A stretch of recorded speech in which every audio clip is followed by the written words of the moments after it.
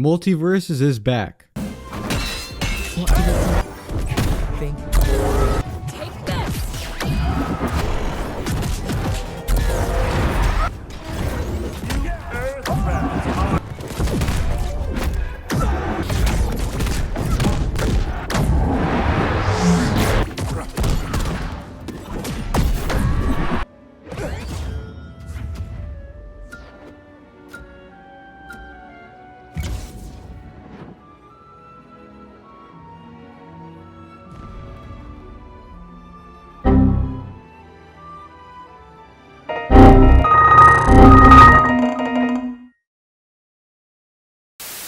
A little over a year since the open beta was closed down, we now have the full game available to us. And let me tell you, it feels good to be playing again. In case you've been living under a rock, which you definitely haven't been, the reason why I clicked on this video is because of the game coming back, so I don't have to explain the game to you, but I will at the time. Let me break it down for you. MultiVersus is the Warner Bros. Version of Super Smash Bros., a platform fighter where worlds collide, featuring characters from Warner Bros. Collection of entertainment IP. From DC, Looney Tunes, Scooby-Doo, Game of Thrones, Rick and Morty, and many, many more. I mean, seriously, the character potential of this game is crazy. Just look at these Warner Bros. Associated properties, it's insane. Anyways, the game was initially released in an open beta state in July of 2022 and just skyrocketed.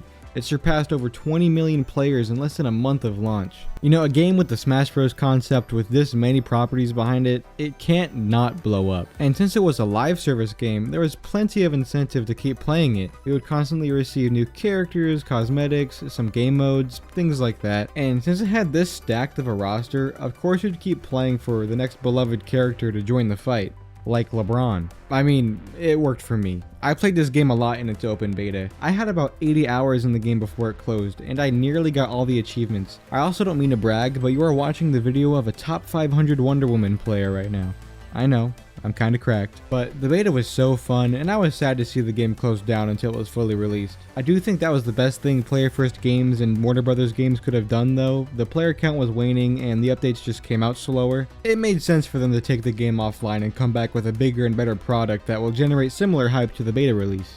So, how'd they do? Ooh, well, that's not what I was hoping for.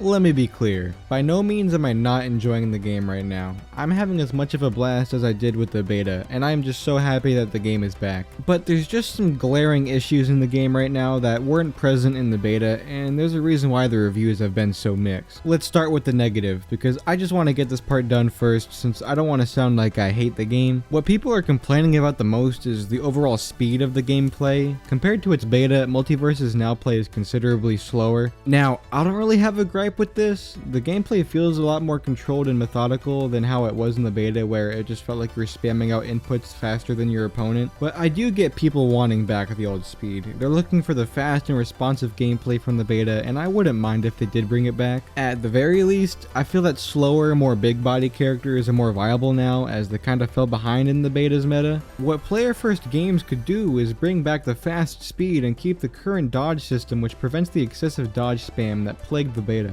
I feel that would be a solution that most people would be happy with. The other main issue that players are complaining about is the zoomed in camera, which is more of an issue in 1v1s than it is in 2v2s. The camera is just very zoomed in, making the characters sometimes look giant. I'm not sure I understand this change, but it doesn't bother me too much. I do think they should pull back the camera a bit though, especially if they speed up the game again. Where my personal issues with the game arise are in the progression and economy, as well as a handful of little things that don't make sense to me. The progression is just slow, like very slow. You complete your daily challenges in like under an hour of gameplay just to get maybe a third of a level in the battle pass, and that's pretty much all your progression for the day. There is just not much incentive to play PvP at the moment. You get career XP and character XP, and most of the rewards from leveling up those are just perk points. I think getting some amount of battle pass XP or character tokens from PvP matches will be very beneficial. Speaking of character tokens, we are in a great depression with these things, because the amount of tokens you have to get to buy a new character is ridiculous. The real problem is the amount of time it takes to accumulate enough of them. It takes up to like 20 hours of gameplay to get enough tokens to purchase a new character. Double that number for the Joker since he costs twice the typical amount. They need to be easier to earn. Either just get more from the challenges that are already in place or allow players to earn them from PvP matches. And honestly reduce the cost of fighters from 3,000 to 2,000. You could then have the brand new characters cost like 3,000 or 4,000. That would make me happy. You can also purchase characters using 1,000 Gleamium, which is the premium currency of the game. It feels like the game is really nudging you to spend your money on the characters and cosmetics. And I get it, it's a free-to-play game, it's gonna have microtransactions. But this feels like mobile game level monetization, or like Fortnite. But I sometimes actually spend my money on Fortnite.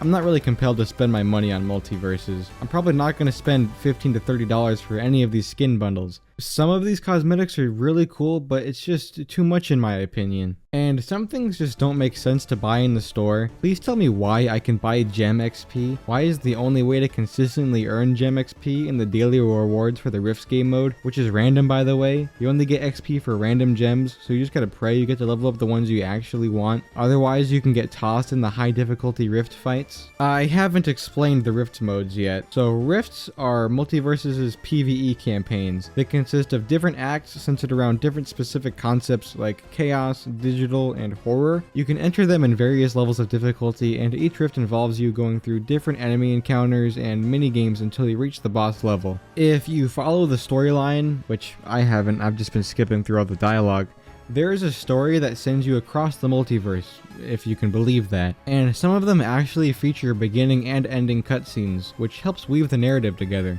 And it's just really cool to see. It reminds me of the Subspace Emissary from Smash Bros. Brawl. One thing that kind of annoys me while playing Rifts, however, is that to complete all the challenges, I have to play with a friend on every encounter. Not everyone is going to be able to do that, and I think they should allow players to queue up with randoms online to fix that. And some fights in the Rifts require specific cosmetics. Like, why? I'm not buying a graphic tee skin, I'm not buying Velma to use the free one, so I just have to wait to unlock the Wonder Woman one.